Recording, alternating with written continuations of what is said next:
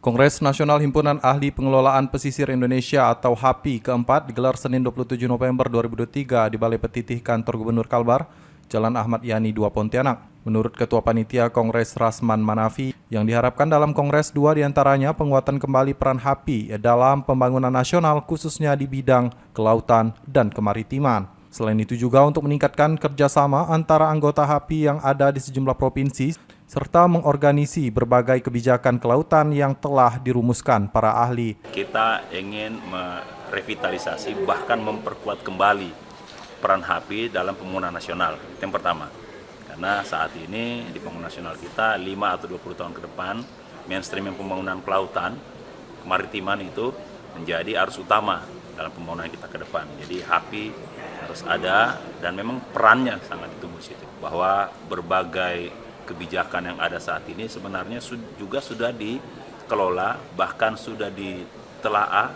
sudah dianalisis oleh ahli-ahli himpunan ahli pesisir di seluruh provinsi.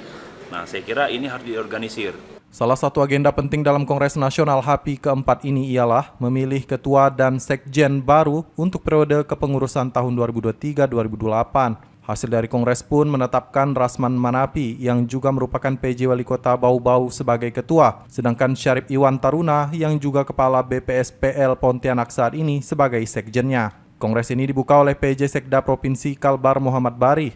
Menurut Bari, wilayah pesisir memiliki peran strategis dalam kehidupan dan aktivitas yang ada di darat. Karena itu pengelolaan dan pemanfaatan sumber dayanya harus mengedepankan prinsip sustainability serta berbasis blue economy. Sementara menurut Sekjen HAPI Demisioner Dekrik G. Bengen, Kalbar merupakan salah satu wilayah yang memiliki potensi sumber daya laut yang melimpah dan bisa menjadi dampak peningkatan dari pertumbuhan ekonomi. Hal itu mestinya bisa menjadi penggerak ekonomi kelautan jika bisa dioptimalkan bukan hanya untuk sesaat tapi secara berkelanjutan.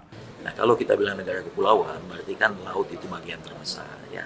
Sehingga daratannya itu tentu saja banyak berperan di pulau-pulau.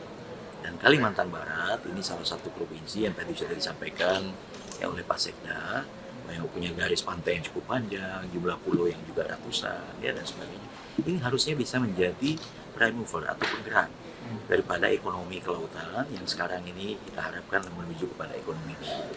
Artinya bahwa kita optimalkan potensi sumber daya laut dan jasa ini bukan hanya untuk sesaat, tapi secara berkelanjutan. Sehingga pembangunan daripada ekonomi bangsa ini sebagai negara kepulauan tentu saja basis yang harus kita kuatkan di situ adalah lautnya, gitu ya. Anwar Pontipi memberitakan.